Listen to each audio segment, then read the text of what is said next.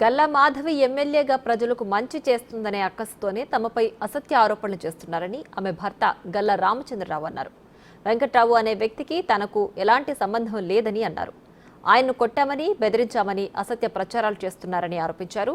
తాము అలా చేసినట్లు ఆధారాలుంటే బయట పెట్టాలని సూచించారు. తమ బిజినెస్లను రాజకీయాలకు ముడిపెట్టద్దని విజ్ఞప్తి చేశారు. ప్రతిరోజు ఉదయాన్నే ఆమె స్కూటర్ వేసుకొని చిన్న చిన్న గల్లీల్లో కూడా వెళ్ళి అక్కడున్న శానిటరీ ఇష్యూస్ కానీ, రోడ్ల ఇష్యూస్ కానీ, ఎలక్ట్రికల్ ఇష్యూస్ కానీ, అక్కడున్న ఇమ్యూనిటీస్ ఇష్యూస్ కానీ అవన్నీ కూడా అధికారులతో ఎప్పటికప్పుడు ఆమె మాట్లాడి చేస్తూ ఉన్నారు.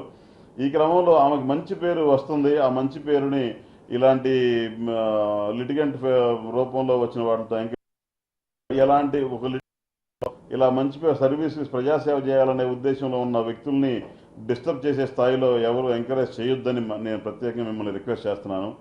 చూశాను అది వీడియో, అతను వెంకటరావు గారు మాట్లాడేది కూడా వీడియో చూశాను నేను నిన్న. దాంట్లో ఆయన మురళి అని, గుండా సుబ్బారావు గారని, మన సాంబిరెడ్డి గారని వాళ్ళు వచ్చారు అంటున్నారు. వాళ్ళు వచ్చారు కొట్టారు అంటున్నారు, లేదంటే నేను కొట్టాను అంటున్నారు, ఏదో కొన్ని మీడియాల్లో పోలీస్ స్టేషన్లో కొట్టారంటున్నారు. ఎక్కడైనా నాకు అంటే కంప్లీట్గా పాత వైసీపీ ప్రభుత్వంలో అతను ఎలాంటి అసందర్భం అంటే వాళ్ళకి ఎలా పూర్తి స్థాయిలో అన్యాయంగా చేశాడో ఇప్పుడు కూడా అదే ప్రయత్నం చేస్తున్నాడు అతను. ఎందుకంటే అతని దగ్గర ఒక వీడియో కానీ లేదా ఒక ప్రూఫ్ కానీ, లేదంటే ఎవరిదైనా వాళ్ళ ఇంటికి వెళ్ళిన శాటిలైట్ లింక్ ఉంటుంది, వాళ్ళున్న ఇంటెలిజెన్స్ రూపంలో మనం ఇవాళ ఇక్కడ ఎవరెవరు ఉన్నామనేది, ఈ రూమ్లో ఉన్నామనేది శాటిలైట్ తెలిసిపోద్ది. పెద్ద విషయం ఏం కాదు. విచారణ చేస్తే దొరకని అంశం ఈ రోజుల్లో అంటూ ఏమీ లేదు.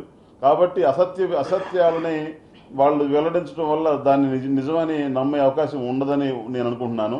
కాబట్టి ఇక్కడ నెక్స్ట్ కేసు అంటారా, ఇప్పుడు ఈ కాన్స్టిట్యున్సీలో చాలా జరుగుతూ ఉంటాయి. అవి పోలీసులు క్రైమ్స్ జరుగుతూ ఉంటాయి, పోలీసులు చూసుకుంటారు. అవి పోలీస్ క్రమంలో వాళ్ళు ఏదైనా అక్కడ ఏదైనా జరిగి ఉంటే జరిగి ఉండొచ్చు. అది మా సబ్జెక్ట్ సంబంధం లేని విషయం.